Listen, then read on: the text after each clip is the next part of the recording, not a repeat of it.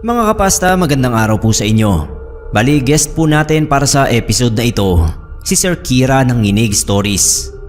Isa rin po siya sa narrator natin sa Ambar Horror Stories. Invite ko rin po sana kayo na dumalaw sa channel niya, Nginig Stories. Anyway, start na po tayo mga kapasta. Muli po, makakasama natin sa episode na ito si Sir Kira ng Nginig Stories.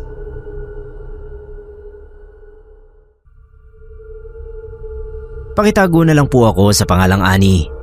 Hindi ko na po babanggitin ang totoong pangalan ng mga sangkot dito sa kwento ko para na rin sa privacy nila. Bali kasi napakinggan ko sa inyo yung isang story tungkol kay Reba. Yung babaeng nag-uwi sa bahay nila ng parents niya ng jowa na mabigat sa buhay dahil nagkandamalas-malas sila. Relate kasi ako sa kwento nila pero hindi naman sa akin nangyari kundi sa mga amo ko. Ganito po yung nangyari, Sir Neb. 4 na taon na ako dito sa mga amo ko. Sina Ate Chris at Kuya Von. Kasambahay nila ako. May 3 silang anak na nag-aaral ng grade 9, grade 7 at grade 4. 2 years ago, akala namin mamamatay na yung anak nilang grade 7 na si Matt. Yun kasi yung time na nakitira sa kanila yung pinsan ni Ate Chris na si Lynn. Ang sungit sa akin yung si Lynn kasi ang gusto niyang mangyari ay mapaalis ako sa bahay at nang siya na yung pumalit bilang kasambahay. Dinig ko nga noon na sinabi niya kay Ate Chris na paalisin ako para siya na lang yung kasambahay nila. Mas safe pa raw kasi kamag-anak siya. Buti na lang si Kuya Von ay ayaw ng mga ganoon. Sinabi talaga ni Kuya Von na nag-apply nga rin daw noon yung pamangkin niya na maging kasambahay pero tinanggihan nila. Tapos ay tatanggapin naman nila yung pinsan ni ate. Ang sagwa raw tignan. E di pahiya si Gaga. Pero ayun, at nakitira pa rin siya. Maghahanap lang daw siya ng trabaho at kapag nakaipon ay bubukod na rin. Winelcome siya nila ate at kuya sa bahay. Okay ang pakikisama niya sa akin kapag kaharap yung mga amo ko. Pero kapag wala sila, para akong hangin lang. Tapos credit grabber na sinasabi niya ay siya raw yung naglinis o nagluto. Kahit na kumikilos lang naman siya kapag nasa bahay ang mga amo ko. Alam na alam ko noon na gumagawa lang talaga siya ng paraan para magpa-good shot. Tapos makaraan lang ang 2 linggong pagstay ni Lynn sa bahay, biglang natanggal sa trabaho si Kuya Von. Doon na nagsimula ang lahat ng malas. Laging nag-overtime si ate pero yung sahod niya ay kulang. Nirereklamo niya sa HR pero hindi inaaksyonan. Sumabay pa nga na biglang nagkasakit si Matt. Na-dengue siya at nag-50-50 talaga. Yun pa yung isang nakakabwisit kay Lynn. Hindi man lang mabantayan sa ospital si Matt. Kaming 2 lang ni Kuya ang nagpapalitan sa pagbabantay. Tapos ang dahilan niya ay siya na yung bahala sa bahay. Pero kapag umuwi naman ako para magpahinga ay napakakalat pa rin. At ako pa nga yung uutusan niyang maglinis bilang trabaho ko ngayon. Halos masaid ang ipon nila ate at kuya para kay Matt. Nakikita ko na lang na umiiyak si kuya kasi wala raw siyang maitulong dahil wala nga siyang trabaho. Sa awa naman ng Diyos ay gumaling din si Matt. At ang matindi sa lahat, 3 buwan nang nakatenga si Lynn ay wala pa raw nahahanap na trabaho. Sinasabihan na nga ni ate na kahit daw tindera sa palengke o kasambahay sa ibang bahay ay patusin na niya. Bilang nag-a-apply din naman siya kila ate. Pero ayaw niya. Sayang daw yung pinag-aralan niya sa cosmetology. Halata ko na noon na ayaw na rin nila ate kay Lynn. Kasi siguro nakikita nila yung mga katamaran niya. Nung mga time na yun ay wala pa rin ngang trabaho si kuya at lagi nang mainit ang ulo niya. Nasisinghalan na niya ako. Tapos ito namang si Lynn, panay ang gatong. Magsusumbong pa na kesyo hindi ako mautusan. Ang bagal kong kumilos at tatamad-tamad. Nahihiya lang talaga ako kay ate noon, kaya hindi ko masagot. Tapos isang araw ay bumisita sa bahay ang isang kamag-anak ni Kuya Von. May iaalok daw na trabaho sa kanya. Di syempre willing si kuya. Kaya pinapunta niya sa bahay yung kamag-anak niya na si Ate Angie. Pagpasok pa lang noon ni Ate Angie, nasabi agad niya na parang ang bigat ng bahay parang may nakatakip daw na maitim na belo. Sabi tuloy ni Kuya Von, baka dahil sa negative energy niya, dahil sa kawalan ng trabaho. Hindi na lang nila pinagpatuloy yung usapan tungkol sa mabigatang bahay. Nag-usap na lang sila tungkol sa trabaho. Ang iaalok pala ni Ate Angie ay pag-aahente sa memorial lot. Inalok din nga ako ni Ate Angie na baka raw gusto kong sumideline ng pag-aahente. Pwede raw kahit na high school graduate. Tapos biglang naalala ni Kuya si Lynn, kaya tinawag niya. Sabi pa ni Kuya kay Ate Angie, baka pwede raw yung batugan na pinsan ni Ate Chris. Natawa na lang kami. Nung lumabas sa kwarto si Lynn, ay namamaga pa yung mukha niya dahil sa sobrang pagtulog at kagigising nga lang niya. Inalok siya ni Ate Angie ng pag-aahente. Nakinig naman siya pero kalaunan ay sinabing weakness niya ang mga sales talk. Hindi lang siya pinilit ni Ate Angie. Tapos ay bumalik na si Lynn sa kwarto. Pagkaalis ni Lynn, ay sinabi ni Ate Angie na mahirap kasama sa bahay ang taong yun. Gets na raw niya kung bakit may nakatakip na maitim na belo sa bahay.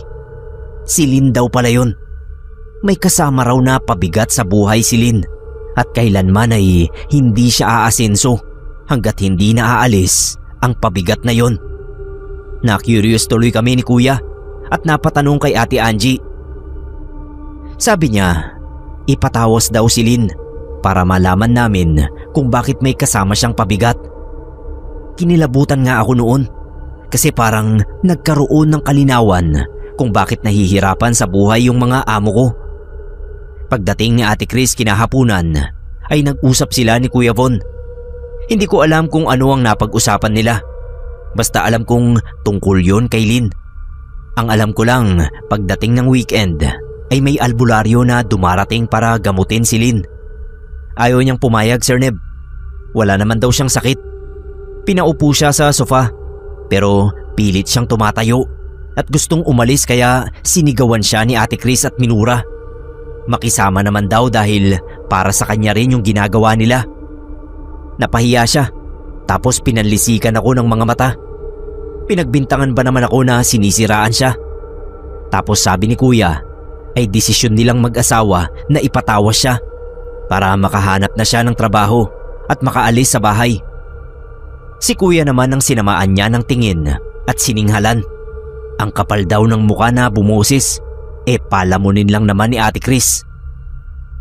Biglang sinampal ni Ate si Lynn at halos sabunutan na niya kung hindi lang inawat ni Kuya at ng albularyo. Sabi ng albularyo ay may sumpa kay Lynn at wala siya sa sarili, kaya kung ano-ano ang nasasabi. Nagwala nga siya noon. Nakakatakot kasi umitim yung mga labi niya. Hindi naman totally itim, kundi parang ube na sobrang itim. Tapos yung mga mata niya naghiwalay, para siyang nabanlag. Pati si Matt ay natakot kaya kunwari na lang ay tumayo ako para samahan sila. Pero ang totoo ay gusto ko lang makaalis at hindi na makita ang nangyayari kay Lynn. Lumabas kami ng bahay ng mga bata. Dinig namin yung mga galit na ungol ni Lynn. Parang asong umaangil. Umiiyak na yung bunsong kapatid ni Matt, kaya tinatagan ko na lang din kahit na nanginginig din ako. Pagkatapos ng pagtatawas at gamutan kay Lynn ay hinang-hina siya, pero kita ko na nag-iba rin yung aura niya. Para siyang naging simpleng probinsyana na mahiyain. Ang sabi ay babalik pa yung albularyo dahil hindi pa tapos ang panggagamot sa kanya. Ang nangyari daw pala ay may nainggit kay Lynn dahil matalino siya sa school at paborito ng teachers. Sinumpa siya na hindi magtatagumpay sa buhay kaya nag-iba ang ugali niya. Pinauwi na lang nila Ate at Kuya si Lynn sa kanila para doon na ituloy ang gamutan. Kasi talaga raw nagdadala ng malas si Lynn sa sambahayan na matitirhan niya. Bilang may mga anak nga sila Ate at Kuya, syempre ayaw naman nilang malasin ng malasin sa buhay. Kinabukasan lang pag-alis ni Lynn ay tinawagan ng isang kumpanya si Kuya Von dahil impressed daw sa resume niya. Yung nawawalang overtime pay ni Ate Chris ay pinasok din sa account niya ng araw na yon. Kinilabutan nga kami noon kasi hindi pala talaga normal yung kamalasan na tinatamasa nila ate. Dala lang pala talaga ni Lynn. Ang huling balita ko sa babaeng yun ay nagtatrabaho na raw sa isang bakery sa lugar nila at ang sabi ay magaling na raw siya.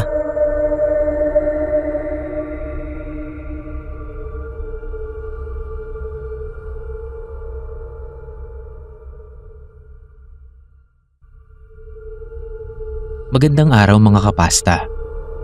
Kwento ko lang sana itong nangyari sa pinsan kong si Rachel noong mga panahon na nasa probinsya pa kami nakatira. Originally, ay taga Bicol talaga ang pamilya namin. Doon ako lumaki at nag-aral hanggang high school. College na ako nung lumipat kami. Nung panahon na yon, katabi lang namin ang bahay nila Ate Rachel. Lapitin ng mga kababalagan si Ate Rachel. Paano ba naman kasi? Meron siyang third eye. Panakot niya lagi sa amin noon yung mga nakikita niya sa paligid na hindi namin nakikita. At alam kong hindi yun gawa-gawa lang. Kasi may ebidensya siya.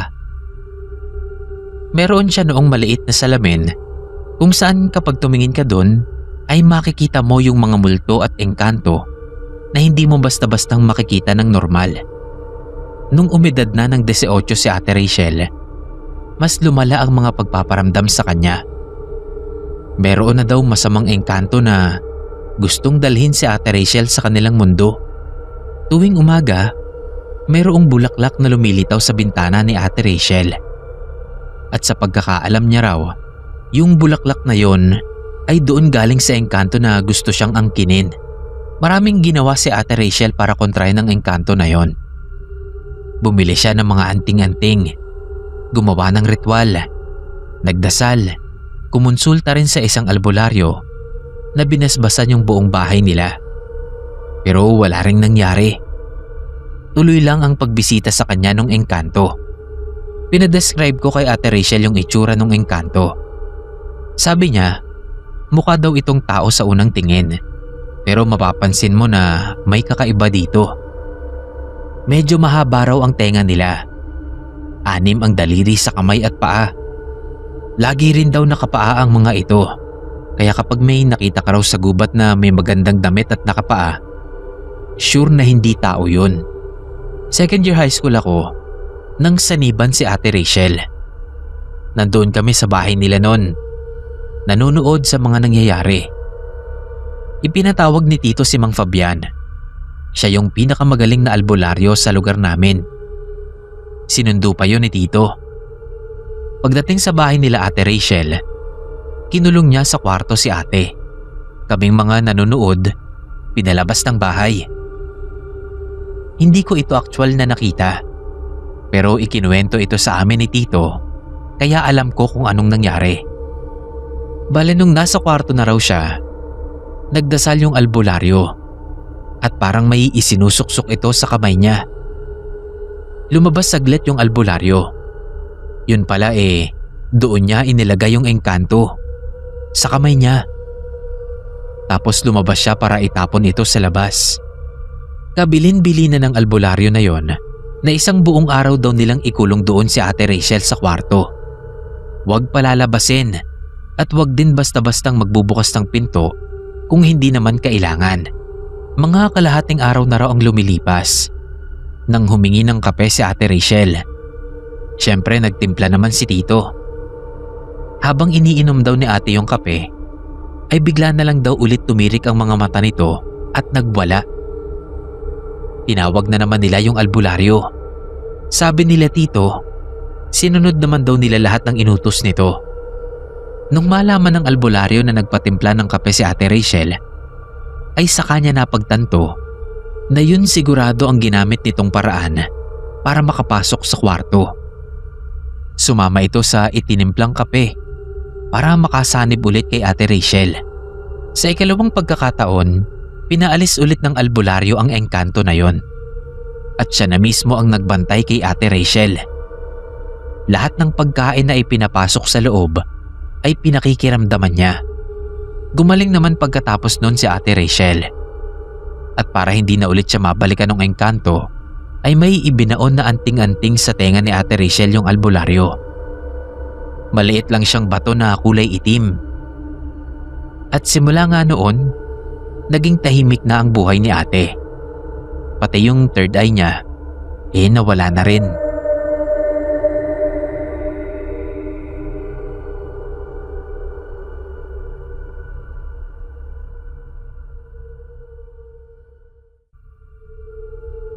Tawagin niyo po akong Jiro. Ito ang totoong kwento ko ng kababalaghan. Nangyari ito noong nakabili ako ng bahay sa paglo-loan ko sa Pag-ibig. Yun ang pinakamasayang nangyari sa buhay ko. Buong buhay kasi ng mga magulang ko at naming magkakapatid ay nangungupahan kami ng bahay. Iba pala yung saya kapag nakita mong naluluha sa sobrang galak yung mga magulang mo. Lalo na yung tatay ko na nakuba na lang at lahat sa pagtatanim ng palay pero hindi nakabili ng sariling bahay. Anyway, hindi naman ako magdadrama. Basta napakasaya namin noong sa wakas ay nakalipat kami sa 2-story house na nakuha ko. Madalas ay naiiwan lang sa bahay sila nanay at tatay. Dahil ako at dalawa ko pang kapatid na kasama pa rin namin sa bahay ay nagtatrabaho at yung isa naman ay nag-aaral pa. Yung mga unang buwan sa bahay ay wala namang kakaibang nangyayari. Hanggang sa may kinuwento si nanay na medyo nakakabahala. Sabi ng nanay, kapag nakatulog siya ng tanghali, ay may napapanaginipan daw siyang may edad na babae. Sa tingin daw niya ay kasing edad lang nila ni tatay. Nakikita raw niya yun na gumagalaw sa kusina at sa likod bahay na parabang naglilinis. Pinapanood lang daw niya yun sa tuwing napapanaginipan niya. Tapos kapag humarap na sa kanya, ay ngingitian lang siya at magpapatuloy yun sa gawain. Kapag nagising na si nanay, ay makikita raw niya na parabang may naglinis sa kusina o sa likod. Hindi naman burara sa bahay ang mga magulang ko. Pero yung tipo raw ba ng linis na parang bagong-bago lang. Sabi namin baka nag-sleepwalk lang siya at siya talaga yung naglilinis. O kaya ay naglinis muna siya bago nakatulog. Akala rin daw ni nanay ay ganoon. Pero hindi. Basta alam daw niya na may ibang naglilinis sa bahay. Ang kilabot ko kaya noon, ibig palang sabihin ay may kasama kami sa bahay. Si tatay nakukuha pang magbiro. Ang galing ko raw pumili ng bahay. May free kasambahay raw. Hinayaan na lang namin. Mula noon kapag kinukwento ni nanay ang tungkol doon sa babaeng napapanaginipan niya, ay kasambahay na ang tawag namin doon, si Manang. Isang gabi ay nalita ko ng uwi. Nagpaalam kasi ako kina nanay na makikiparty muna ako sa mga kaopisina ko. Huwag na kako nila akong hintayin dahil may susi naman ako. Bandang 2:00 yun. Nakapatay na yung ilaw pagpasok ko ng bahay. Nag-CR lang ako saglit at paakyat na sana nang magulat ako sa figurang nakita ko sa tuktok ng hagdan. Sa dilim may kahulma noon si nanay. Kaya binati ko. Sabi ko kung nagising ba siya sa pagdating ko. Aakyat na sana ako nang bigla siyang tumalon. Napasigaw talaga ako dahil kitang-kita ko na gumulong siya sa hagdan. Hindi ko alam ang gagawin ko noon. Natigilan na lang ako at hinintay na mahulog siya sa landing. Pagbagsak nga sa landing ay nangilabot ako dahil nakangiti yun at tumingin sa akin. Tinutukan ko ng ilaw ng flashlight na nadampot ko. Hindi si nanay ang babaeng yon. Nakangiti siya sa akin, pero blanko ang mga mata. Bago pa ako makapag-react uli, ay nawala na yon sa paningin ko.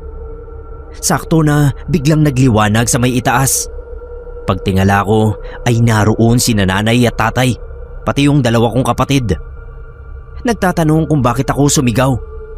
Nanlalambot ako noon sa nerbiyos, pero sinabi ko pa rin sa kanila ang nakita ko. Nagkatakutan pa dahil alam naming si Manang yung babae na nakita ko. Simula noon, kapag napapanaginipan daw ni nanay si Manang, ay natatakot na siya sa mga ngiti noon. Para na raw siyang binabangungot. Kaya ang ginawa namin ay naglagay ng mga pangontra sa bahay. Nagpapausok kami ng insenso. Nagpapatugtog din sila tatay ng Christian songs kapag sila lang ang nasa bahay. Sa tabi ng kama nila, doon sa may side table, ay naglagay sila ng pinaghalong asin at dinikdik na bawang. Hinayaan din ni nanay na nakabukas yung Bible nila at nakabukas sa page ng awit. Sa ngayon ay sobrang bihira na lang namin maramdaman ang presensya ni Manang. Hindi na rin siya napapanaginipan ni nanay. Pero paminsan-minsan ay nakakarinig daw sila ng kalampagan sa kusina kahit na wala namang tao roon. Nasa bahay pa rin si Manang pero hindi na siya kasing lakas ng dati na nakakapaglinis pa.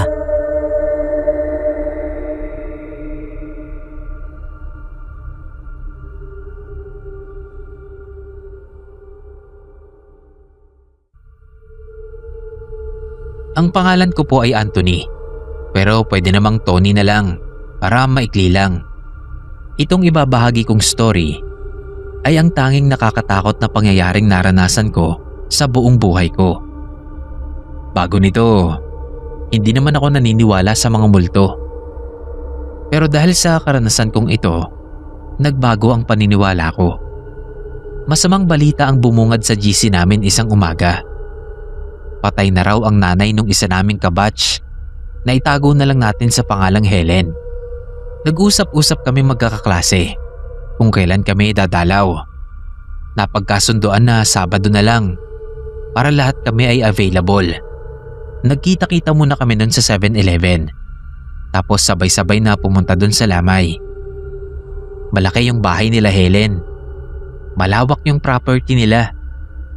Bale may 2 palapag na bahay. Tapos sobrang laki ng bakuran na kasya ang 2 basketball court. Sinalubong kami ni Helen. Mangiyak-ngiyak pa siya noon habang isa-isa kaming niyayakap. Pagpasok namin, sarado yung kabaong. Rason ni Helen, medyo masama raw kasi yung sinapit ng mami niya kaya sarado yun. After nun, konting kwentuhan. Tapos may dumating na iba pang mga bisita. Kaya iniwan na muna kami ni Helen. Naisipan kong maglakad-lakad na lang muna sa paligid ng bahay. Merong garden doon. Ang daming mga bulaklak at mga halamang gulay. Lumakad ako malapit doon sa mga bulaklak. Tinignan yon isa-isa kung makikilala ko yung mga pangalan ng bawat bulaklak. Ganon din kasi ang mama ko. Mahilig sa mga bulaklak. Kaya naman pamilyar ako sa mga pangalan nila. Naupo ako dun sa bench na nasa dulo. Tapos nilabas ko yung cellphone ko. Tinignan ko kung mayroong nag-chat sa akin. Abala ako sa pagre-reply sa isa sa mga nag-chat nang makita kong mayroong babaeng nakatayo sa gilid ko. Hindi ko man lang narinig na naglakad yung babae. Parang bigla na lang siyang lumitaw doon. Mahilig ka rin sa bulaklak? Tanong nito. Ang weird ng boses niya. Parang nag-e-echo. Yung mama ko po. Meron ding ganitong mga bulaklak. Sagot ko naman. Imbis na sumagot, ay may inaabot siya sa akin. Kape. Tinanggap ko. At pagtingin ko sa mukha niya, nakaramdam ako ng kakaiba. Kamukhang kamukha niya si Helen. Hulmang-hulma yung mukha niya sa dati kong kaklase. Dati ko pa namang crush si Helen, kaya alam ko talaga. Inisip ko nun, baka tita niya. O kaya naman malapit na kamag-anak. Nagpasalamat ako sa kanya at saka naglakad na ako pabalik sa mesa namin. Kumain kami ng sopas, kasama namin nun si Helen. Napunta ang usapan namin sa mami niya. Biglang sabi ni Helen na kamukhang kamukha niya raw yung mama niya. Natigilan ako nun. Tinanong ko siya kung meron ba siyang picture ni mama niya. Kinuha niya ang cellphone niya sa bulsa at ipinakita sa amin ang picture ng mama niya. Muntik na akong mapasigaw nun. Buti at napigilan ko ang sarili ko. Yun na yun ang itsura ng babaeng nagbigay sa akin ng kape doon sa garden. Bago kami umalis, kinausap ko si Helen. Sinabi ko sa kanya na nagpakita sa akin yung mami niya doon sa garden.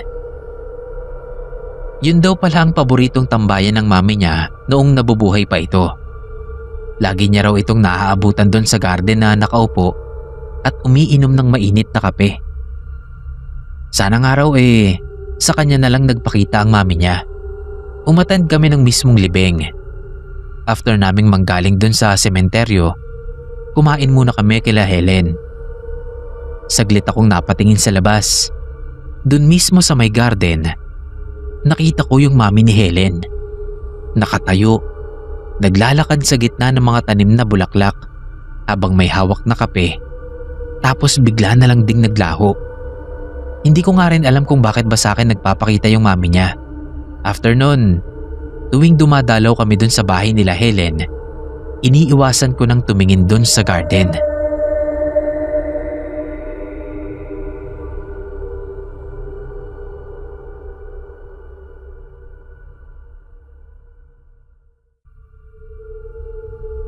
Hello po Sir Neb at sa lahat ng nakikinig sa Pinoy Creepypasta.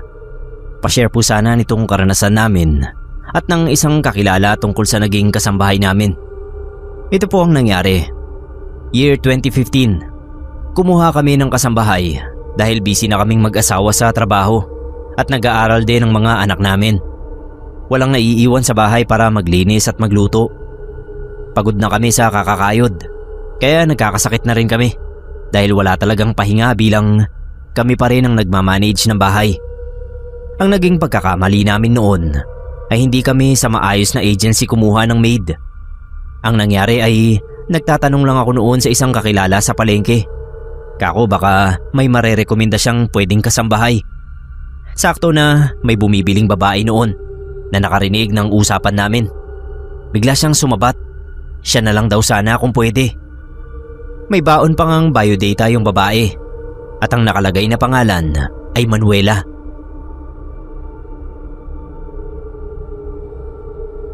Aminado ako na nagkamali ako dahil nagtiwala agad ako sa kanya.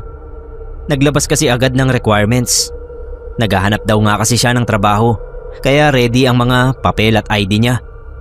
Nakita ko na malapit lang naman ang address niya kaya tinanggap namin ang asawa ko noong nagpapakita rin siya ng barangay at police clearance. E di eto na nga. Maayos namang magtrabaho si Manuela. Malinis at masipag. Masarap pang magluto. Talagang napagkakatiwalaan namin siya sa bahay. Kaso isang gabi ay nagising na lang kami sa sigaw niya. Akala namin ay kung napano siya. Yun pala ay naroon siya sa banyo at hindi makalabas. May pumipigil daw na mabuksan niya ang pinto. Tapos may tumatawa pa sa labas na malaki ang boses kaya natakot siya at napasigaw. Nagtaka kami kasi wala namang gaanong ganap sa bahay noon. Siya lang ang nakaranas kaya inisip namin na baka nananaginip lang siya at natsyempohan na nasira yung doorknob ng banyo kaya siya nataranta. Pero kapag kami naman ang nagbubukas o nagsasara ng pinto ay hindi naman yun sira. Pinalampas na lang namin ang pangyayaring yon. Makaraan ng ilang araw, pag-uwi raw ng panganay ko mula sa eskwelahan, ay nadatnan niya sa labas ng bahay si Manuela. Ayaw raw pumasok dahil natatakot. May malaking anino raw na bumabalandra sa daraanan niya sa loob ng bahay. Kaya lumabas na lang siya at naghintay ng makakasama bago pumasok.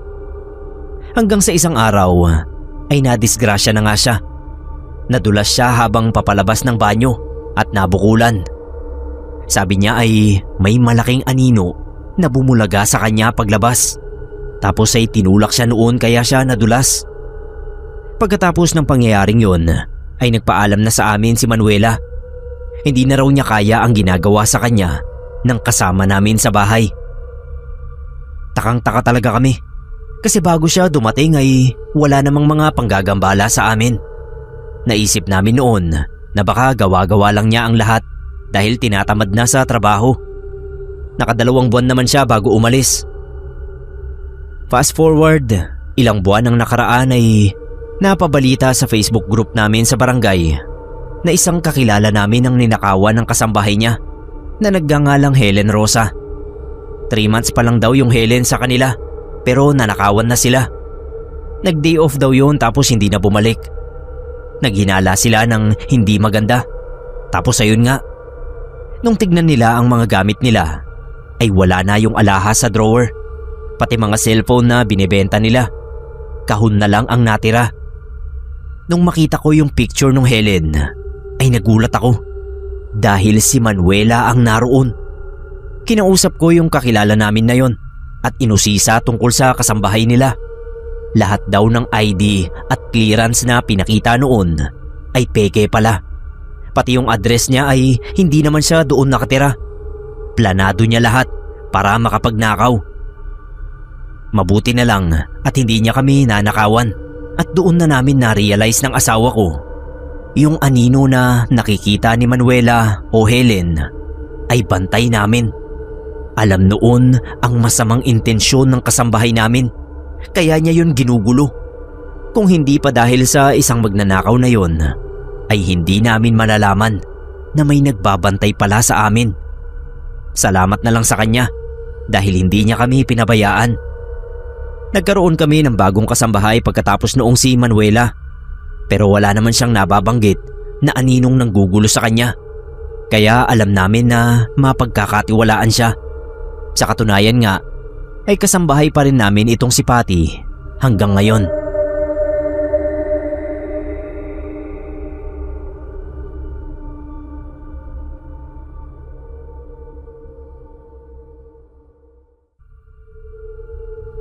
Hello sa inyong lahat. Danny ang pangalan ko. Fan na ako ng channel for almost 4 years na rin. Hindi ko na matandaan kung kailan eksaktong nagsimula akong makinig sa inyo. Basta sa pagkakaalam ko, pagkatapos yun ng pandemic. First time ko po ito na magbabahagi ng sarili kong karanasan. So sana mabasa ninyo at maisama din sa compilation. Noong sa BPO industry ako nagtatrabaho, may nangyari sa akin na nagbigay sa akin ng trauma. As in hanggang ngayon, takot pa rin ako sa mga anino. At hindi ako pumapasok sa isang lugar na madilim, lalo na kung mag-isa lang ako. 2 years na rin ako nun sa trabaho. Matagal na para sa isang call center agent. Madalas kasi sa trabaho namin, palipat-lipat yung mga agent. Madaling manawa. Ewan ko nga rin kung bakit tumagal ako sa ganong trabaho. Siguro dahil na rin sa sweldo. Lagi kong sinasabi sa girlfriend ko na aalis na ako. Pero hindi ko naman ginagawa. Maraming kwentong kababalagan sa amin. Siyempre night shift. Uso talaga ang mga kwentong multo. Madalas kong marinig ang mga ganong klaseng kwento sa mga CQ namin. Sa floor namin, merong isang room na tinatawag naming coffee room. Doon kasi nilalagay yung mga coffee maker. Siyempre doon na rin kami tumatambay habang nagkukwentuhan at umiinom ng mainit na kape. Medyo weird yung room na yon kasi palaging nasisira yung ilaw. Ilang beses nang chinek ng utility namin yung wires noon, pero wala naman daw mali. Nung unang break ko sa shift bago mag-lunch, usually nagyoyosi kami ng mga katrabaho ko sa labas ng ganong oras. Kaso nakaramdam ako ng antok. Kulang na naman kasi yung tulog ko nung nakaraan. So naisip ko, uminom na muna ng kape. Baka kasi makatulog pa ako sa mismong shift na nangyari na dati sa akin. Baka makareceive na naman ako ng warning sa email ko. Pagpasok ko sa pinto, sira na naman yung ilaw. Imbis na sarado, nagpa-flash siya ng paulit-ulit. Bukas-sara. Naamoy ko ang malakas na amoy ng kape. Naglakad ako sa loob. Siyempre tinignan ko muna kung may tao. Wala. Ako lang yung nandun. Sabi ko sa sarili ko, mabilis lang ako magtitimpla tapos lalabas na rin agad ako. At doon na ako magkakape sa smoking area. Ang sakit kasi sa mata ng ilaw.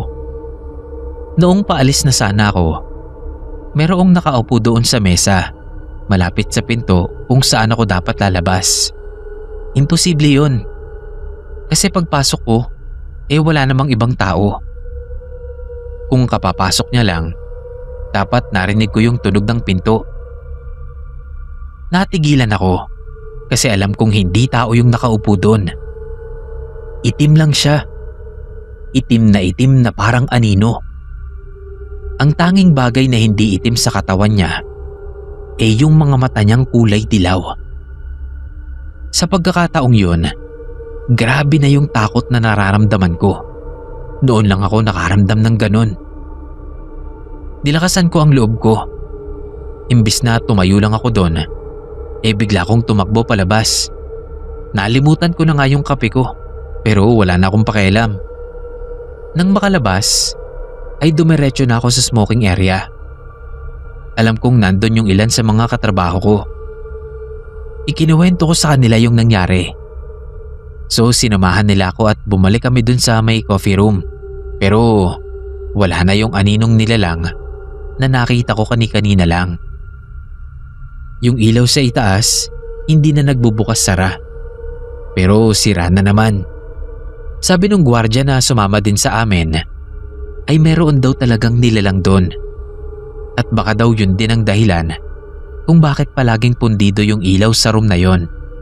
Mula nun, hindi na ulit ako pumasok sa coffee room na yon. Marami na ring natakot doon after nang nangyari sa akin. Kaya ang nangyari, ginawa na lang bodega yung coffee room na yon makalipas lang ang ilang buwan.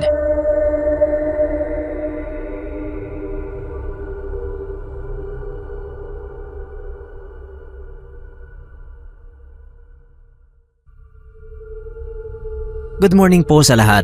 Ako nga pala si Tala. Isang dakilang kasambahay ng mababait kong amo na sina Ate Lian at Kuya Alex. Ang kwentong ito po ay hindi ko karanasan o sino man sa mga amo ko. Ito po ay nangyari sa isa naming kapitbahay sa subdivision. Sa pamilyang tawagin na lang nating Valdez family. Ang Valdez family talaga yung masasabi kong mayaman dito sa buong subdivision. Madalas wala sa bahay nila yung mag-asawa dahil sa trabaho. Yung mga anak naman nila, araw-araw din na umaalis para mag-party o mangibang bansa. Basta mayaman sila. Tuloy ay laging solo ng mga kasambahay nila yung bahay o mansyon. Nung time na mangyari ang kwentong ito, ay may 6 na kasambahay ang mga Valdez. Pero ang i-highlight ko na lang po ay yung mga kasambahay na tawagin na lang nating Kiray at Nora. Sa kanilang dalawa ay si Kiray yung kaklose ko dahil siya talaga yung palabati at palakaibigan sa kanilang dalawa ni Nora. Kaklose ko rin naman yung iba nilang kasama. Si Nora lang yung medyo tahimik. Nakikipagkwentuhan naman siya pero hindi talaga mahilig makipag-usap. Matagal na sa Valdez family si Nora. Pinakamatagal siya kasi siya yung sinasabi nila na masipag daw, tsaka walang issue. Yung iba raw kasi ay chismosa at malikot ang kamay, kaya pinapaalis. Si Nora lang yung umabot ng mahigit 10 taon. Nalaman ko na lang mula sa ibang kasambahay sa clubhouse na pinalayas ng mga Valdez si Nora. Ang chismis ay nahuli raw ni Kiray na may kasamang lalaki sa master's bedroom si Nora na nagkakalkal ng gamit ng mga amo nila. Nagsisigaw si Kiray at nabulabog yung ibang kasambahay, pati mga anak ng mga Valdez. Wala yung mag-asawa kasi nasa ibang bansa raw. Yung lalaki raw ay nakatakbo agad, kaya hindi na inabutan ng mga kasambahay at anak ng mga Valdez. Tapos si Nora daw ay tumatanggi na nagkakalkal siya sa kwarto. Si Kiray daw ang nagkakalkal at binibintang lang sa kanya ang krimen. Siyempre kapag mayaman ka, may CCTV ang bahay mo. Ewan ko kay Nora kung bakit hindi niya alam yun. Kasi ang tagal na nga niya sa mga Valdez. Hindi pala siya aware sa mga kamera sa bahay. Doon siya nahuli.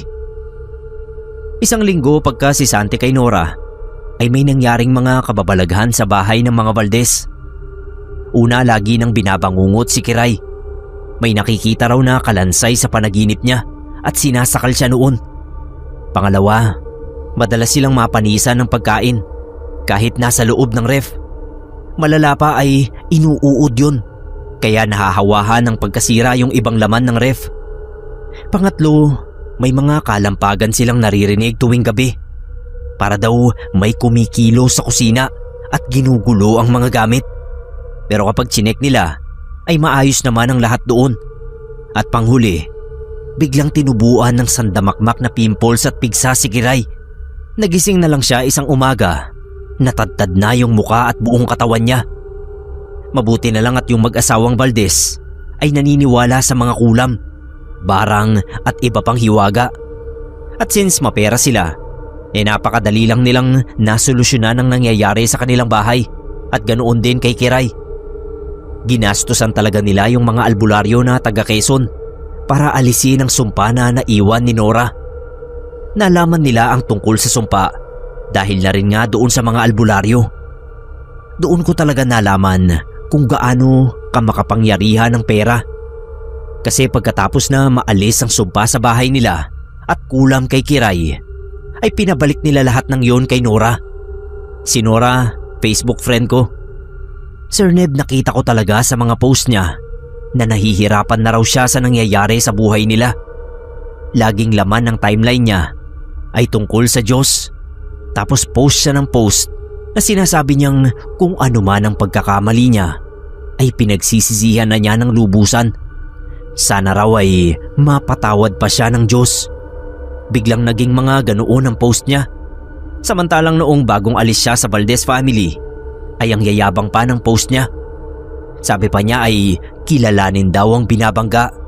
Tapos meron pa siyang shared post na tungkol daw sa mga tahimik na palaban. Meron din siyang post tungkol sa mga sip-sip na katrabaho at mga taong walang utang na loob. Tapos ayun nga, biglang nagbago ang post niya at bumait yung tono niya. Yun na siguro yung time na bumalik sa kanya ang sumpa at kulam niya kay Kiray. Hanggang ngayon ay nasa Valdez family pa rin si Kiray. Si Nora naman, wala na akong balita kasi nag-deactivate siya ng Facebook o baka binlock na lang niya ako.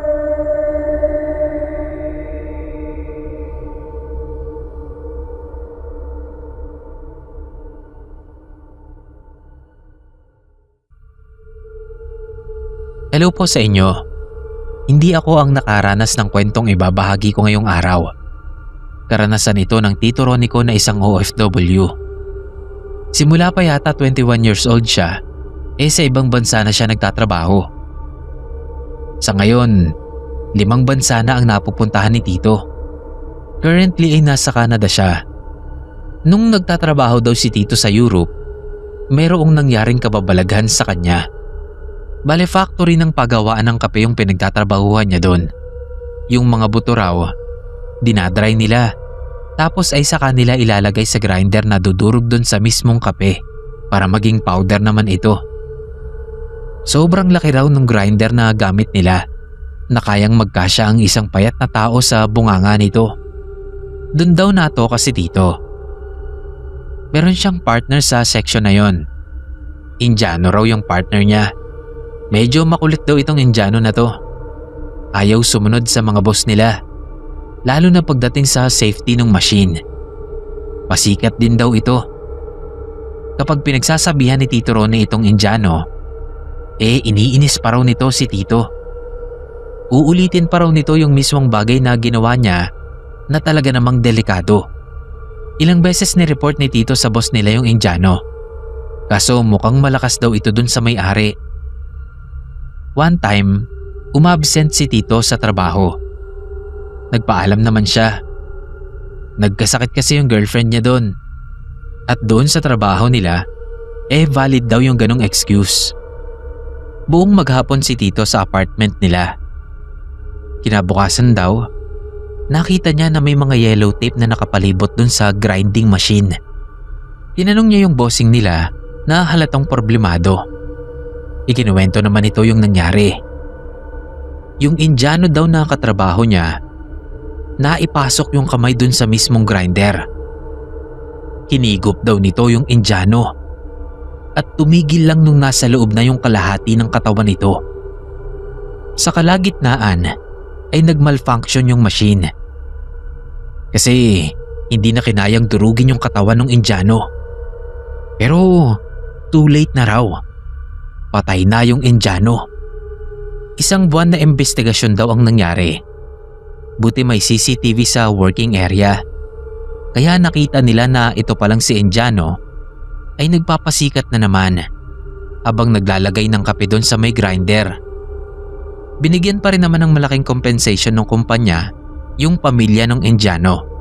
Pero wala sa may-ari at sa mga empleyado ang hinatulang responsable sa pagkamatay ng Indiano. Nagpatuloy pa rin daw yung operasyon. Pero yung machine, inilagay na nila sa storage. Pinalitan ng mas maliit na version. Fast forward ng mga 2 buwan, napadaan daw si Tito Ronnie dun sa may storage. Kasi ibinalik niya yung mga lalagyan na walang laman.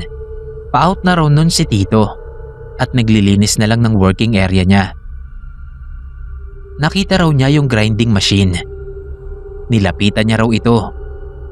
Nung nasa harap niya na yung machine, bigla raw itong umandar. Napatalon pa raw nun si Tito. Una niyang chinek, kung nakakabit sa kuryente yung machine. Pagyuko niya, nakita niyang hindi ito nakasaksak. Doon na raw natakot si Tito. Paalis na sana siya nang bigla siyang may marinig na boses. Kilala niya raw yung boses na yun. Hindi siya pwedeng magkamali. Boses yun nung Indianong dati niyang katrabaho na namatay dun sa grinding machine. Nakakapanindig balahibo raw yung boses na yun. Tumakbo si Tito palabas. Kinausap niya raw yung boss nila at ikinuwento yung nangyari. Ni hindi man lang daw ito nagulat. Sabi pa nga nito, nasaksihan niya na rin daw yung pag-andar ng grinding machine at narinig niya na rin yung boses na yon. Bale, balak na raw nila itong ipadala sa isang junk shop. 2 weeks pa raw ang lumipas bago nakuha ng junk shop yung machine. At sa 2 weeks daw na yon, hindi pumasok si Tito sa may storage area. Kahit pa nga may kailangan siyang kunin doon.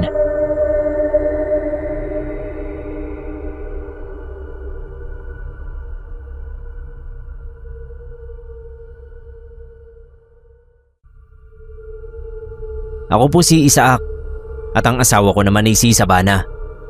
May karanasan po kaming mag-asawa na hanggang ngayon ay hindi namin makalimutan at palagi pa rin naming napag-uusapan. Ang karanasang yun din ang dahilan kung bakit ayaw na naming magkaroon ng kasambahay kahit pa galing sa agency o rekomendado ng kakilala. Ang nangyari po kasi ay nagkaroon kami ng kasambahay na kinaawaan, kinupkup at tinuring namin na kapamilya. Pero muntik nang sirain ang pamilya namin.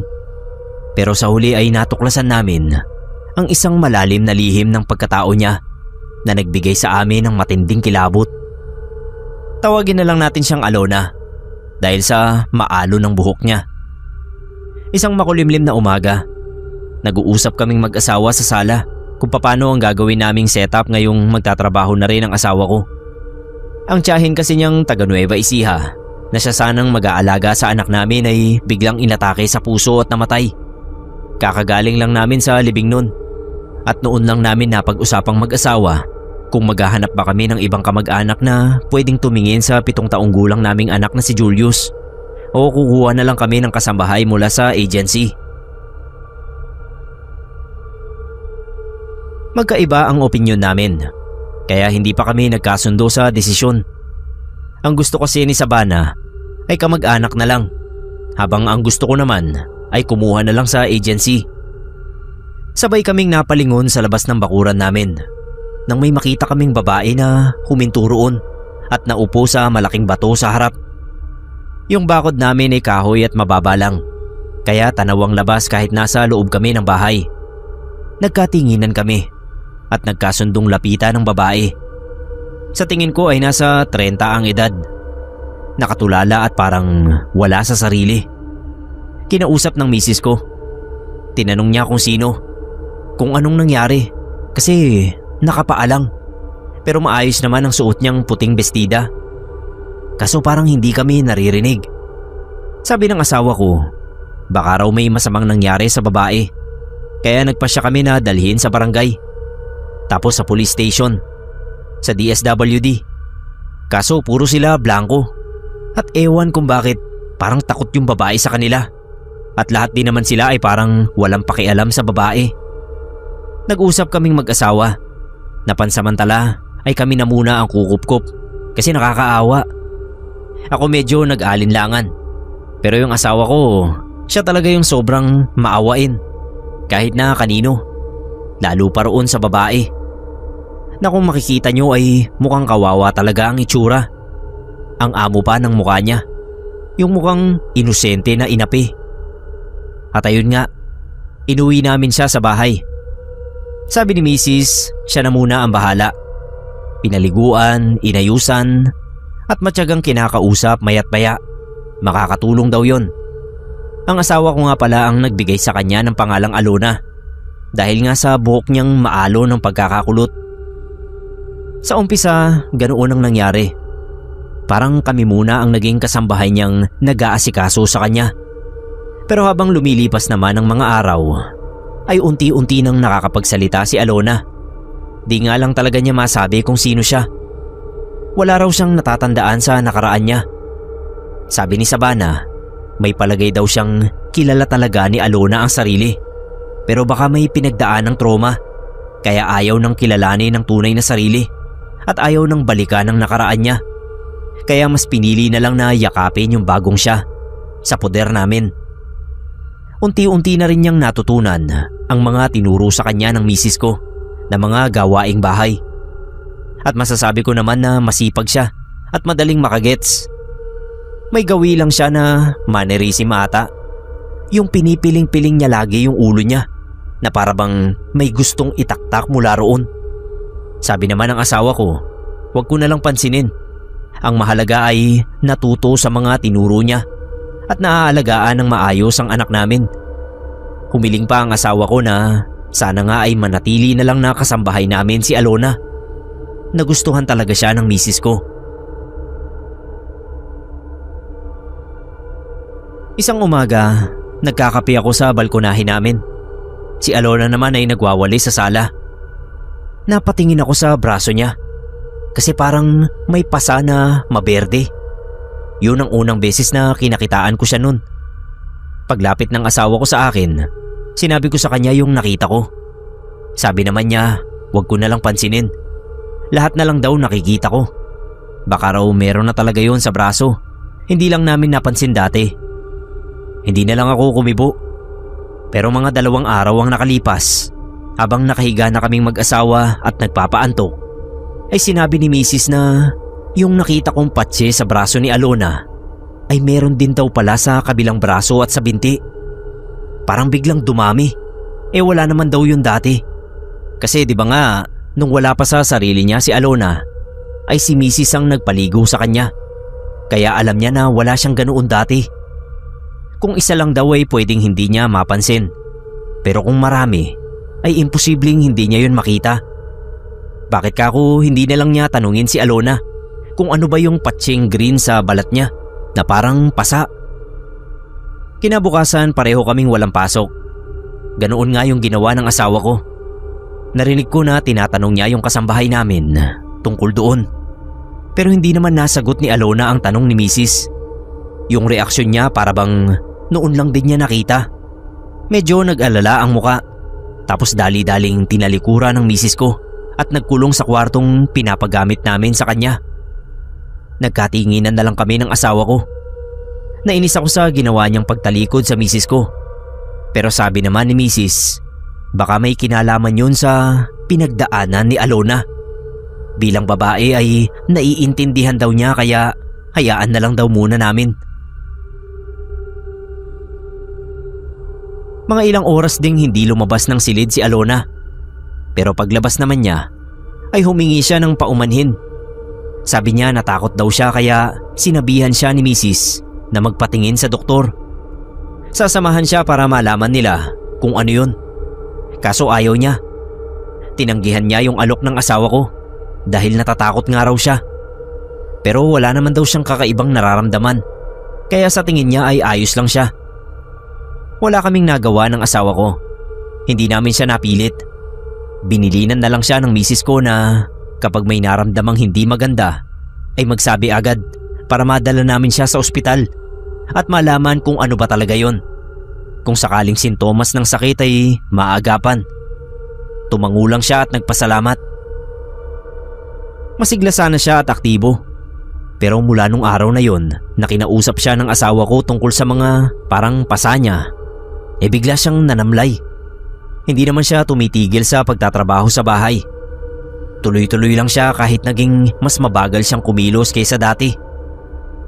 Nung gabi na magkatabi na uli kami ni Sabana, sinabi ko sa kanya na wag na muna naming paalagaan si Julius kay Alona kasi baka mahawa.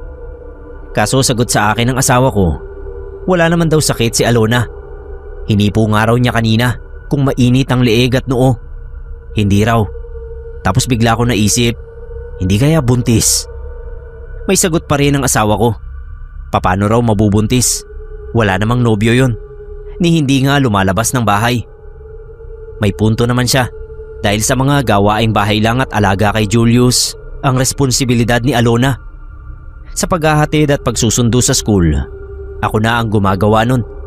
Dahil may motor naman ako. Si Sabana naman pumapasok siya ng alas 8 ng umaga at umuuwi ng alas 4. Naglalakad lang dahil walking distance lang ang trabaho niya sa bahay namin. Kung lumalabas ang kasambahay namin, tsak na may magsasabi sa kanya dahil hindi naman masyadong layo-layo ang mga bahay sa lugar namin. Sakto lang ang mga distansya. Akala namin lilipas din ang katamlayan ni Alona. Pero mga araw lang ang lumipas, sinabihan uli siya ni Mrs. na magpa-check up sa doktor. Ayaw niya. Sabi ko sa albularyo na lang. Baka kasi namamatanda. Ayaw din. Panay sabi na okay lang daw siya. Huwag daw kaming mag-alala dahil kaya pa naman niyang gampanan ang pagiging kasambahay niya sa amin at pag-aalaga kay Julius. Pero syempre, hindi namin maiwasan na mag-alala, lalo na yung asawa ko. Dahil alam naman namin na hindi siya ganoon.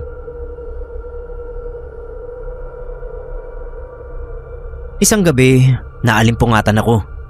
May narinig akong kaluskos. Tinignan ko yung asawa ko sa tabi ko. Mukha naman siyang nahihimbing. Malamang si Alona ang nasa sala na pinanggagalingan ng naririnig kong kaluskos. Hinayaan ko na lang at pumikit na uli ako kasi inaantok pa ako. Pero napadilat uli ako nang marinig kong parang may mabibigat na yabag na naglalakad sa sala namin. Bumangon na ako pero hindi ako agad nagbukas ng pinto. Dinikit ko muna yung tenga ko sa pinto para mapakinggan kung tama ba ang dinig ko. Nakiramdam din ako. Ilang segundo lang ay narinig ko na naman. Kaya kinuha ko yung balisong ko sa drawer at saka maingat na sumilip sa pintuan. Pagsilip ko, wala naman akong nakitang tao sa sala. Kaya humakbang na ako ng dahan-dahan palabas ng silid namin. Mahigpit ang hawak ko sa balisong kasi sigurado ako na may narinig akong mga yabag. Nakita kong bahagyang nakabukas ang silid ni Alona. Kaya naisip ko na baka siya yung naglakad sa sala. Babalik na sana ako sa silid nang bigla ko ring naisip na paano kung may iba palang nakapasok sa bahay namin at napasok din si Alona sa kwarto niya. Kasi hindi naman niya iniiwang bukas ang pinto niya. Humigpit uli ang hawak ko sa balisong. Baka kailangan ni Alona ng tulong kaya direkta na akong nagpunta sa harap ng silid niya. Nanlaki ang mga mata ko sa nakita ko. Nakahubad siya, nakaupo sa kama at nakatalikod. Parang may inaabot sa likuran niya. Pero hindi lang yon ang kinagulat ko, kundi yung mga markang berde na mas marami pa pala sa tagong bahagi ng katawan niya kaysa sa nakikita. Lumingon siya sa akin. Nagulat din siya, kaya agad niyang hinila yung kumot para matakpan ang katawan niya. Ako naman, hindi ko alam kung anong magiging reaksyon ko. Pumasok ako sa loob ng kwarto niya. Tinanong ko siya kung anong klase yung sakit niya. Bakit ganoon? Akala ko sasagutin niya yung tanong ko kasi parang takot ang mukha niya.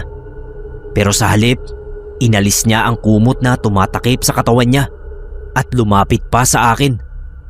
Kinalang ang mga kamay niya sa liig ko. Saktong narinig ko ang boses ng asawa ko kaya tinanggal ko agad ang mga kamay ni Alona sa liig ko at nagmamadali akong lumabas ng silid niya. Nakita ako ni Sabana na galing sa silid ni Alona at alam kong iba agad ang inisip niya. Hinila ko siya sa silid namin para doon ako magpaliwanag. Sinabi ko sa kanya kung ano ang nakita ko at kung bakit ako pumasok sa silid ni Alona. Kung gusto niya kako ay puntahan niya rin para malaman niya na nagsasabi ako ng totoo. Kaso hindi siya kumibo. Parang hindi ko siya napaniwala. Tinitigan lang niya ako at bumalik na siya sa higaan. Patalikod sa akin ang higa. Walang imik. Hanggang kinabukasan ay hindi pa rin niya ako kinikibo. Ganun talaga ang asawa ko. Ayaw niya ng komprontasyon. Hindi siya sumisigaw o nang aaway. Dinadaan niya sa kawalan ng kibo. Ako naman kahit ganoon ay tuloy lang ako sa pagkausap sa kanya at tuloy lang din ako sa lihim na pag-imbestiga sa kasambahay naming si Alona. Mula nang makita ko yung maraming berdeng patsi niya sa katawan at pagtatangka niyang akitin ako, ay ramdam ko na ang tinatago niya. Ramdam ko na may malalim siyang lihim na hindi sinasabi sa amin. Kung ano man yon, alam ko na itatanggi lang niya kapag inusisa ko pa. Kaya pasikreto na lang ang balak kong pagsagot sa mga tanong sa isip ko. At dahil hindi pa nga ako kinakausap ng misis ko, ay hindi ko siya mahingan ng tulong para kaming dalawa ang tumuklas sa lihim ni Alona. Maski si Alona, hindi rin niya masyadong kinikibo nung mga sumunod na araw. Parang nakikiramdam din siya. Ang nangyari tuloy, kaming tatlo ay nagpapakiramdaman sa loob ng bahay. Isang beses, nag-overtime ako sa trabaho. Kaya alas 11 na ako nakauwi. Nagulat ako nung malapit na ako sa bahay namin ay nakita kong palabas sa pintuan si Alona. Kaya sa halip na dumiretso ng bahay, ay nagtago muna ako sa likod ng malagong halaman malapit sa amin. Tinignan ko kung bakit siya lumabas, kung saan ba siya pupunta. Wala naman siyang dalang kahit na ano. Alam ko na hindi niya kami lalayasan. Ang una kong naisip ay baka may kinakatagpo siya. Baka may nobyo na tinatago. Parang naramdaman pa nga niya ang presensya ko dahil huminto siya malapit sa direksyon ko. Kaya halos hindi ako huminga. Wag lang niya akong makita sa pinagtataguan ko. Mga ilang segundo rin siyang huminto ron. Nakatayo lang siya na parang nakikiramdam nga. Ako naman inisip ko na lang na isa akong estatwa para hindi talaga ako makagalaw. Mabuti na lang nang may kumagat na langgam sa paa ko ay nakahakbang na palayo si Alona. Kaya nakamot ko agad. Pero hindi pa ako umuwi sa amin. Desidido akong sundan siya at alamin kung saan siya pupunta. Malakas ang kutob ko sa mga sandaling yon na malalaman ko na kung ano ba talaga ang sikreto niya. Paudlot-udlot ang paghakbang ko dahil ayokong malaman niya na sinusundan ko siya. Ingat na ingat ako. Halos angat ang mga paa ko sa paglalakad. Kung pwede nga lang ay lumutang na lang ako o lumipad. Kinabahan ako nang ang tinutumbok niyang daanan ay papunta sa gubat. Sabi ko, napakatapang naman ng babaeng to. Sa tingin ko hindi lang yun ang unang beses na pinuntahan niya kung sino man ang pinupuntahan niya roon. Kasi sa klase ng paglalakad niya, parang sanay na sanay. Kabisado niya yung tinatahak niya. Walang bakas ng takot o pag-aalangan sa paglalakad ng mag-isa sa dilim, ni hindi lumilinga na parabang walang pag-aalala sa paligid. Samantalang ako, kalalaki kong tao ay aminado akong kabado akong maglakad sa dilim ng mag-isa.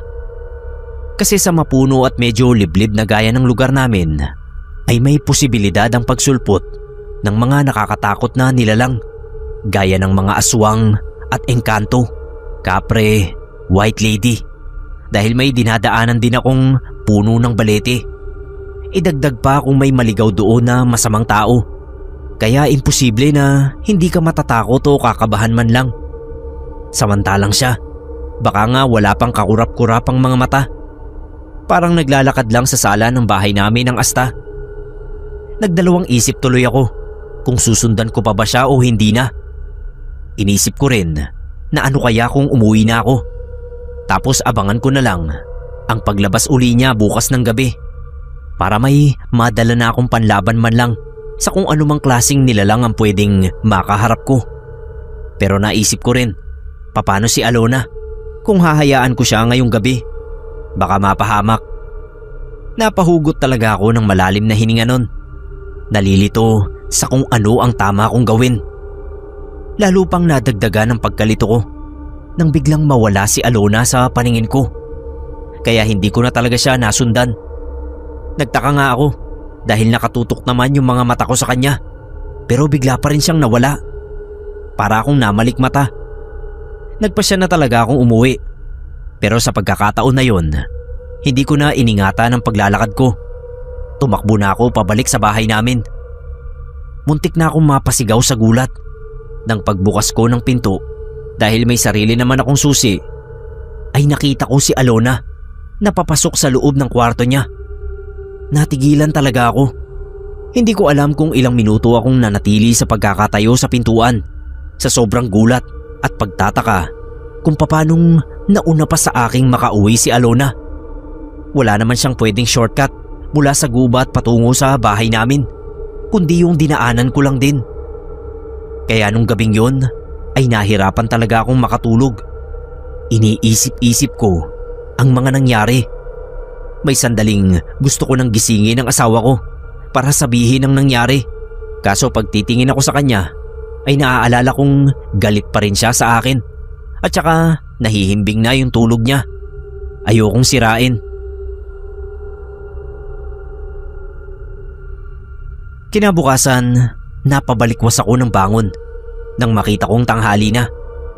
Akala ko kasi late na ako sa trabaho, kaya nagmamadali akong kumilos. Maliligo sana, pero pinigilan ako ng asawa kong nakaupo sa kusina at nagkakape. At sabi wala naman daw pasok, kaya hindi na niya ako ginising. Tsaka lang ako napahinto sa pagmamadali ng kilos. Oo nga pala, Sabado na. At sa wakas nga ay kinausap na rin niya ako. Pero bigla uling sumama ang mukha niya nang itanong ko kung nasaan si Alona. Sinundan ko naman agad ang tanong ko. Sabi ko, huwag siyang magalit kasi kako may kailangan siyang malaman. Importante. Hininaan ko lang ang boses ko at sabi ko pa doon namin pag-usapan sa kwarto. Sumunod naman siya sa akin sa loob ng silid namin.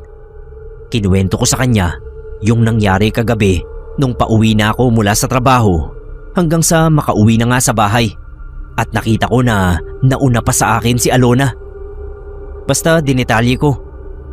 Akala ko nga hindi na naman siya iimik. Blanko pa kasi ang reaksyon niya. Pinag-iisipan pa yata kung nagsasabi ako ng totoo. Pero maya-maya, nagkwento rin siya na nung isang gabi rin daw, inutusan niyang magtapon ng basura si Alona. Nung lumabas ay ang tagal makabalik, samantalang malapit lang naman yung tapunan ng basura. Nag-alala nga rin daw siya, kaya hindi siya makapasok sa kwarto namin hanggat hindi raw bumabalik si Alona. Nakatayo lang siya sa bintana habang tumatanaw sa labas. Hindi naman daw niya masundan. Ayaw niyang iwan yung anak namin kahit sandali, lalo pa at tulog. At isa pa, takot siya sa dilim. Nung makita na niyang paparating na si Alona, ay tsaka lang siya nakahinga dahil walang nangyaring masama sa kasambahay namin. Tinanong daw niya kung bakit natagalan, kung saan pa raw ba galing. Ang sagot lang daw sa kanya ay nagtapon ng basura. Tapos tinalikuran na siya. Pero iba ang kutob niya. Parang may mali. Lalo na nung pagtingin daw niya sa sahig ay puro lupa. Alam niyo yon? Yung naiwang bakas ng malupang paa. Ganoon ang nakita niya. Hindi naman nakapaa si Alona at hindi rin pinasok sa loob ng bahay ang tsinelas na galing sa labas para magkalupa sa loob. Parang ang naisip niya ay yung mga lupang yun nalaglag o napagpag mula mismo sa katawan ni Alona. Dahil doon ay nagkasundo kaming mag-asawa na aabangan namin ang paglabas uli ni Alona. Kailangan talagang malaman na namin kung ano ang lihim sa likod ng pagkatao ng kasambahay namin. Nung araw na yun, maaga pa kapansin-pansin ang parang panggigigil ni Alona sa ginagawa niya. Kaya tinanong siya ni Sabana kung okay lang ba siya. Sabi niya okay lang siya. Hindi lang daw niya matanggal yung dumi sa sahig, kaya dinidiinan niya ang pagkudkod. Sabi naman ng misis ko hayaan na yon. Okay lang kahit may konting dumi ang sahig. Alam naman niya na hindi kami maselan. Pero ako alam ko rin na hindi talaga yon ang dahilan. May kakaiba talagang nangyayari sa kanya. Kasi nasilip ko yung kwarto niya. Puro lupa rin. Maski sa higaan mismo, may mga lupa. Tapos nung napatingin din siya sa pinto ng silid niya na bahagyang nakabukas ay nagmadali siyang tumayo. Iniwan ang ginagawa niyang paglilinis sa sahig at nasilip kong natataranta niyang pinagpaga ng malupa na higaan. Pati tuloy ako nataranta kung ano ba ang dapat naming gawin sa kanya. Sabi ni Mrs., ano raw kaya kung tumawag kami ng albularyo? Baka raw sinasaniban si Alona. Kaya siya umaalis tuwing gabi at nagpupunta sa gubat. Hindi pa kami nakakapagdesisyon ay biglang sumabat sa usapan namin si Alona. Narinig pala niya na pinag-uusapan namin siya. Kaya ang sabi niya ay ayos lang daw siya. Hindi siya sinasaniban. Parang galit pa ang boses niya. Nagkatinginan na lang kami ni Mrs. Sabi ko na lang, sige, kung okay lang talaga siya, hindi naman pala namin kailangan na tumawag ng albularyo. Sinang-ayunan lang ako ng asawa ko. Binulong niya sa akin na natakot siya sa mga tingin ni Alona. Gusto ko na nga sanang palayasin sa mga oras na yon dahil nagdudulot na siya ng takot sa pamilya ko. Pati kay Julius, na iba na rin ang tingin sa kanya. Pero sabi ni Sabana, hindi yun ang tamang oras.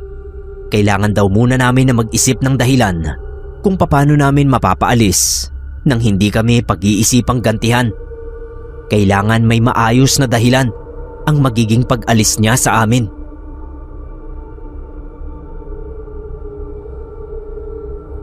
Kinagabihan, pareho kaming naghihintay ni Mrs. sa paglabas ni Alona. Yung anak nga pala namin ay dinala muna ni Sabana sa biyenan ko. Ang sabi namin kay Alona, namimiss ng lola niya. Dinaanan pa rin ni Mrs. ang kakilala naming albularyo na si Mang Estong. Pinapasunod namin siya mamayang hating gabi. Balak naming mag-asawa ay kaming tatlo ng albularyo ang susunod kay Alona sa pinupuntahan niya sa gubat. Kaso mag-aalas 12 na ay wala pa si Mang Estong. Hindi pa rin naman lumalabas ng silid niya si Alona mula pa kaninang pagkatapos niyang maghugas ng pinggan. Basta kaming mag-asawa ay nakahanda na. Itak at asin, yun lang ang panlaban namin kung sakali. Sa tingin ko naman ay ayos na yun. Sabi ko nga sa asawa ko, kahit kaming dalawa lang ni Mang Estong. Dahil baka mapahamak siya. Kaso mapilit sumama. Akala nga namin ay mababaliwala ang paghihintay namin. Pero maya-maya lang ay nasilip naming parang walang anumang lumabas ng bahay si Alona. Kahit wala pa si Mang Estong ay sumunod na kami. Nung nasa loob na ng gubat ay huminto siya sa paglalakad sa harap ng malaking puno. Nagulat kami sa ginawa niya. Nang bigla ay para siyang pusa. Kinalmot ng kinalmot yung puno. Alam niyo yung pusang nag-i-scratch ng mga kuko niya? Ganoon. Yung asawa ko naman dali-daling lumapit para awatin siya sa ginagawa niya. Kaya lumapit na rin ako. Nagalit si Alona sa ginawa namin. Hindi raw dapat kami nakikialam. Aatakihin dapat niya kami. Pero sakto namang dumating si Mang Estong. May winisik sa kanya. Nasaktan siya roon. Napasigaw siya at napaatras. Kada tatama sa kanya yung winiwisik ng albularyo ay napapalapit siya sa punong kinakalmot-kalmot niya kanina. At ang lalo pang kinagulat namin ay yung paglapat ng katawan niya sa puno. Unti-unti siyang lumulubog doon na parang kinakain siya ng katawan ng puno. Humihingi siya ng tulong sa amin. Pero nang umiral na naman ang pagiging maawain ng asawa ko at tinangka siyang tulungan, ay sinaway ni Mang Estong. Kaya hinila ko yung asawa ko palayo ng konti roon. Habang kinakain ng puno si Alona, ay unti-unti ring nalulusaw ang katawan niya at at nagiging lupa. Hanggang sa tuluyan nang maglaho ang kasambahay namin na inakala naming isang normal na tao. Nakakagulat ang pangyayaring yon na nasaksihan naming mag-asawa. Pero si Mang Istong parang baliwala lang sa kanya. Paliwanag niya sa amin, si Alona raw ay isang ordinaryong engkanto na kung tawagin ay engkantong lupa.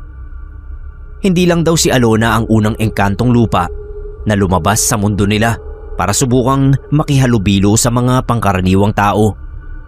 Gusto kasi talaga nila na maranasang makapabuhay sa mundo natin. Lalo pa at madali silang makagaya kung ano man ang itsura, kilos at gawain natin dito. Pero pansamantala lang yun. Lalabas at lalabas ang tunay na sila. Yung mga marka niya sa katawan, yung lupang nagbabagsakan sa sahig at higaan, yun daw ang palatandaan ng pagiging engkantong lupa ni Alona. Pero hindi naman daw nananakit ang mga yon. Basta wag lang silang sasaktan. Madali silang magalit at may lakas silang gaya ng isang aswang kapag kinalaban mo. Kaya lang hindi pa rin sila maaaring manatili dito sa atin dahil hindi kaya ng kakayahan nila ang mapanatili rin ng panggagaya. May limitasyon at babalik din sila sa dating itsura bilang engkantong lupa. Kwento pa ni Mang Estong, ilang beses na rin niyang nakita ang tunay nilang anyo noong araw pa. Kulay kahoy ang balat at sadyang malupa mula ulo hanggang paa at puno rin ng maberdeng marka. Madali lang silang talunin. Yung ginamit niya kanina ay tubig bukal mula sa bundok na inorasyonan at dinasalan. Mahapdi raw yun at nakakasugat para sa mga engkanto. Mula noon, naging maingat na kami sa mga taong nakakasalamuha namin, lalo na sa pagkuha ng kasambahay. Hindi na nga kami kumuha, nadala na kami.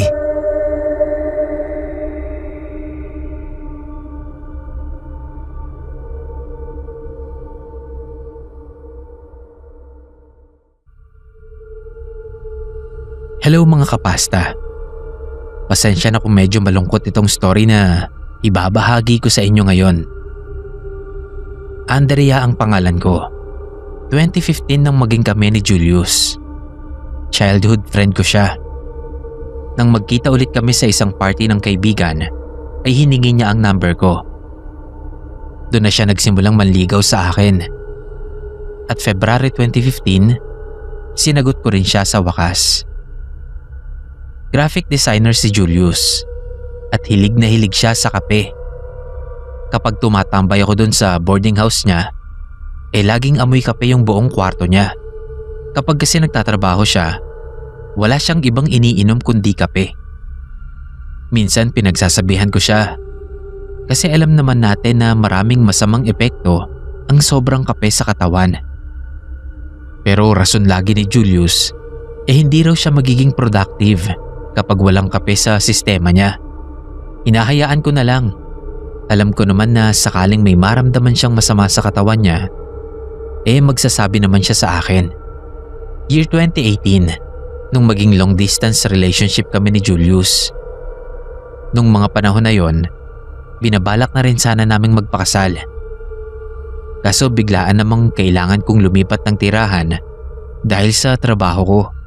Gusto ko nga sana nun na sumama na lang sa akin si Julius sa pupuntahan ko. Kaso ayaw niya. Well, dahil nga sa mga chat at video call lang kami nag-uusap, medyo nanlalamig na ang relasyon namin. Dagdag pa na may mga pagkakataon na hindi nagtutugma ang schedule namin kasi busy ako sa trabaho at mas lalong busy si Julius. Nagkaroon kami ng malalang away. As in sobrang tindi na pinatayan ko siya ng cellphone. Yun na ata ang pinakagrabe naming away simula 2015. Hindi kami nagpansinan ng ilang araw. Iniisip ko noon, dapat si Julius ang unang mag-sorry. Kasi siya naman ang dahilan kung bakit kami nag-away. 3 weeks na kaming hindi nagkakausap ni Julius.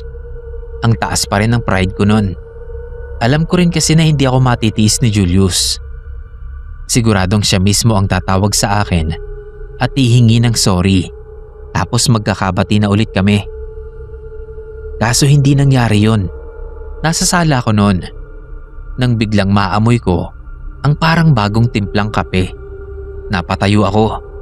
Nilibot ko ang tingin ko. Walang ibang tao. Ako lang ang nandoon. Bigla kong naisip nun si Julius. Kasi ganon na ganon ang amoy ng kape niya lalo sa umaga. Medyo kinabahan na ako nun. Nakaramdam ako na parang may mali. Palakas ng palakas yung amoy ng kape. Saka ko napansin na may humahawak sa bewang ko. Pero hindi ko makita. Para bang may invisible na kamay na dahan-dahan akong hinihimas sa bewang.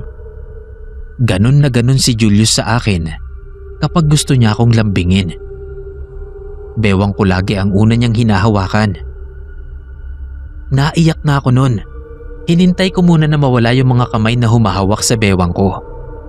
Pagkatapos nun, umakyat ako sa kwarto. Tinawagan ko si Julius. Kapatid niya ang sumagot. Umiiyak. Nasa ospital daw sila. At kakadeclare lang daw ng doktor na patay na si Julius. Doon ko lang nalaman na nadisgrasya pala ito sa motor. Sising-sisi ako nun sa mga nangyari. Kinabukasan din, umuwi ako agad. Dumiretso ako sa bahay nila at nakaburol na si Julius. Hanggang ngayon, madalas pa rin na nagpaparamdam sa akin si Julius. Kapag mag-isa ako at malungkot, makakaamoy ako niya ng bagong timplang kape sa hangin. Tapos mararamdaman ko na may humahawak sa bewang ko. Alam ko si Julius yun. Binabantayan niya pa rin ako kahit wala na siya. Sana lang talaga mas matagal ko pa siyang nakasama noong nabubuhay pa siya.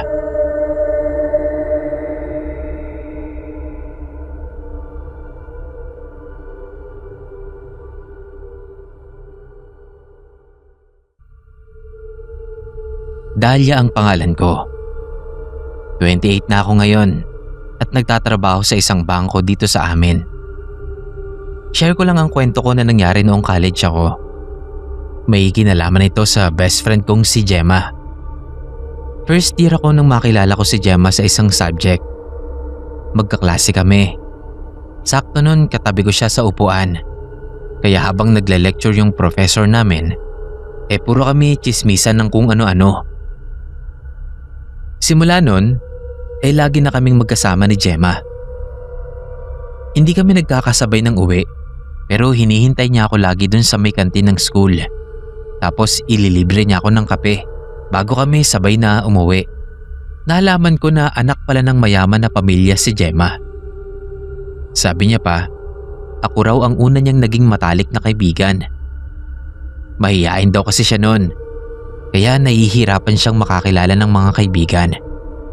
Madalas daw nawala ang mga magulang niya, kaya ang lungkot daw sa bahay nila.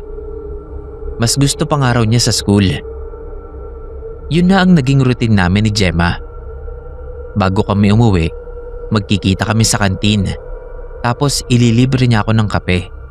Tapos nun sabay na kaming uuwi. Minsan naglilibot-libot din kami sa kung saan-saan kapag alam ko na ayaw niya pang umuwi. Pumupunta kami sa park o kaya tumatambay kami sa mall hanggang gumabi. Isa sa mga napansin ko sa kanya, sobrang hilig niya sa kape. Yun lagi ang inililibre niya sa akin kahit nasa mall na kami. Minsan nga tumatanggi na ako noon. Kasi one time nakatatlong kape kami. Hindi na ako nakatulog kinagabihan noon. Nung tumungtong kami ng 4th year, naging busy kami pareho ni Gemma. Bihira na kaming magkita. Usually, tuwing may event na lang sa school kami nagkakasama. Kahit nga weekends, madalas may pinagkakaabalahan din ako. Kalagitnaan ng taon, may nangyari. May lumapit sa akin na isa sa mga kakilala din ni Gemma. Tinanong ako kung alam ko daw ba yung nangyari. Sabi ko hindi. Nanlambot yung mga paa ko nang sabihin niyang patay na raw si Gemma. Kaso nung buwan na yon, sobrang busy ko sa mga projects at thesis. Halos lahat ng yun malapit na ang deadline. Hindi ako nakadalaw sa lamay ni Gemma. Sabi ko sa sarili ko, sa mismong libing na lang ako pupunta. Biyernes ng gabi. Nakatulog ako madaling araw na. Ang dami kong tinapos na paperworks nun para sa isang major subject sa school. Nagising ako ng mga 3:00. Pumunta ako sa kusina para uminom ng tubig. Nandoon si Gemma. Nakaupo sa mesa namin. Suot niya pa yung paborito niyang dress na lagi niyang isinusuot sa school. Meron siyang pitchel at ibinubuhos niya yung laman nito sa baso. Alam ko kung ano yun. Mainit na kape. Nakatingin sa akin si Gemma. Ang talas ng tingin niya. Napasigaw ako nun. Tumakbo ko pabalik ng kwarto. Pati pala sila mama, nagising sa sigaw ko. Agad nila akong pinuntahan sa kwarto. Umiiyak ako nun. Nakatalokbong ng kumot. Ikinuwento ko sa kanila yung nangyari. Sabi nila, dapat daw dumalaw ako sa lamay ni Gemma. Baka raw kasi nagtatampo na ito dahil nga hindi ko pa nadadalaw. Kinabukasan din, kahit meron akong dapat tapusin sa school, pumunta ako kay Gemma. Nakilala ko ang mga magulang niya. Madalas pala akong ikwento ni Gemma sa kanila. Humingi ako ng sorry sa kanila at kay Gemma kasi hindi agad ako nakadalaw. Hanggang ngayon, lagi ko pa rin dinadalaw yung puntod ni Gemma. Iniisip ko kasi baka magtampo na naman ulit siya sa akin. Tapos ako ulit ang dalawin niya.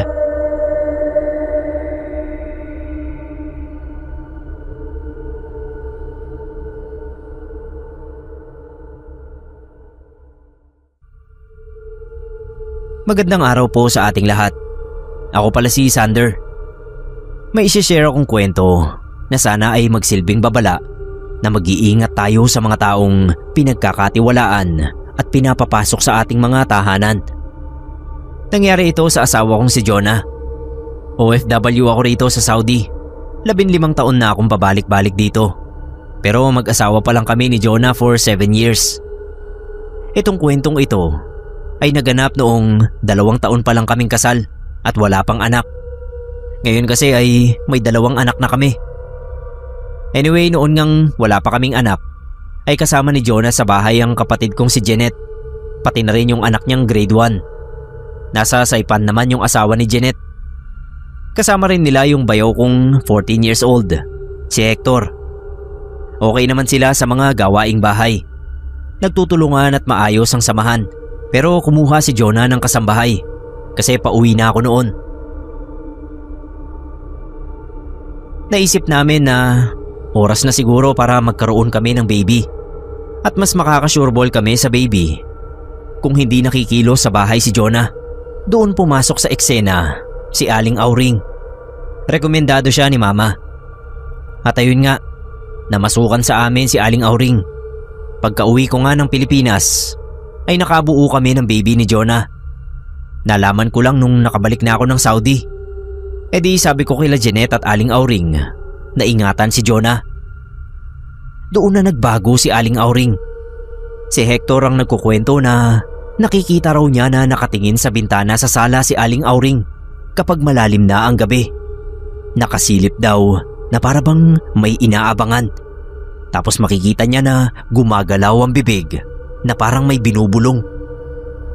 Hindi pinansin nila Jonah noong una kasi baka raw mainsulto ang matanda kapag inopen nila. Dumating yung time na pati si Jeanette ay napapansin na yung kakaibang kilos ni Aling Auring. Maasikaso naman daw talaga yon kay Jonah. Pero para na raw obsessed dahil mayat maya nang hinahanap at pinapasok sa bahay. Huwag daw lumabas dahil delikado sa aswang. Nagtataka sila kasi wala naman silang nasisense na aswang sa gabi. Paano pa pag umaga? Hanggang sa pati yung delivery boy ng tubig ay napapansin nila na kakaiba na ang tingin kay Aling Auring. Para daw ilag na ilag at hindi lumalapit sa bahay kung hindi si Jonah ang nasa labas. Minsan daw ay sinadyang puntahan ni Jonah yung water refilling station para kausapin yung delivery boy at tanungin tungkol kay Aling Auring. Nag-alangan pa raw yung boy na magsalita. Tapos sinabi na nakakailang yung matanda pero ayaw sabihin kung bakit. Naghinala na ng hindi maganda si Jonah. Gusto na niyang paalisin si Aling Auring. Kaso natatakot sila na baka lalong may gawing hindi maganda ang matanda. Kaya ang naisip niya ay patirahin na din muna sa bahay yung tiyuhin at tiyahin niyang mag-asawa na mga albularyo. Kung ano man daw si Aling Auring ay masasabi nila. E di ayun na nga. Pagdating sa bahay ng mga kamag-anak niya ay nagulat pa raw sila dahil kilala pala ni Aling Auring ang tito at tita niya. Ang siste, marunong palang manggamot si Aling Auring at barkada niya yung tito at tita ni Jonah. Doon nagkalinawan. Inaaswang na nga pala si Jonah pero kinukontra yun ni Aling Auring. Kaya siya nakikita ni Hector na nakatingin sa bintana sa gabi ay dahil nasisense niya na nasa malapit lang yung aswang. Inoorasyonan niya para hindi makalapit sa bahay. At ang aswang, walang iba kundi yung delivery boy ng tubig. Kaya ilang na ilang siya kapag nasa bahay si Aling Auring. To think na yung boy pa ang pinagkatiwalaang tanungin ni Jonah imbis na yung kasambahay namin. Hiyang-hiya sila noon kay Aling Auring kasi napag-isipan nila ng hindi maganda. Siya pala yung protektor ng mag-ina ko. Buti na lang, natawa lang daw yung matanda. Nahihiya lang daw kasi siyang sabihin kina Jonah na aswang yung delivery boy kasi wala naman siyang katibayan. Pagkatapos noon, lumipat ng bilihan ng tubig sina Jonah. Yung boy naman, nawala na lang bigla sa refilling station. Sabi ng mga tao roon, bigla na lang daw hindi pumasok. 4 years old na yung panganay namin at 1 year old naman yung bunso. Nasa bahay pa rin si Aling Auring at siya ang nag-aalaga doon sa dalawang bata.